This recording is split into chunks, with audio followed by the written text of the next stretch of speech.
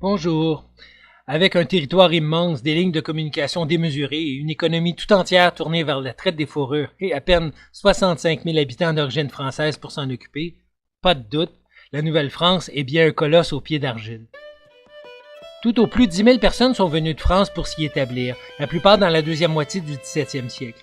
Elles viennent surtout de Normandie, du Poitou et de Charente, soit les régions associées à des ports de mer faisant commerce avec la Nouvelle-France. La région de Paris se démarque tout de même. On pense notamment aux milliers de filles du roi venues s'y établir vers 1670.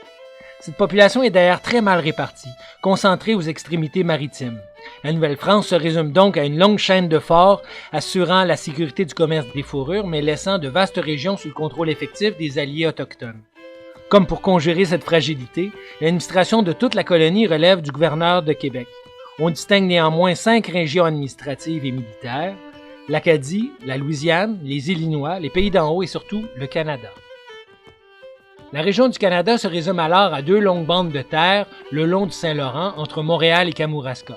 Y vivent tout de même 58 000 habitants en 1755, soit 90% de toute la population de Nouvelle-France.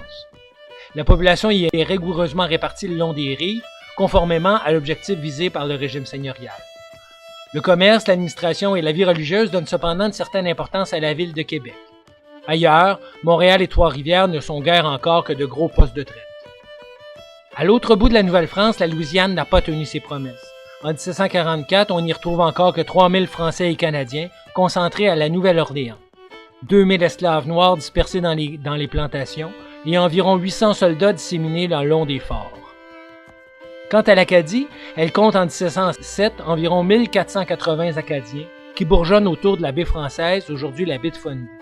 Beaubassin, Grand-Pré et Port-Royal ne sont encore que des hameaux. Ailleurs, il n'y a guère que 850 soldats et miliciens pour assurer les communications et la défense d'un territoire 12 fois grand comme la France. Merci d'aimer et de partager si vous avez apprécié. Pour d'autres images du Québec et de son histoire, rendez-vous à infographie.québec, pas d'accent.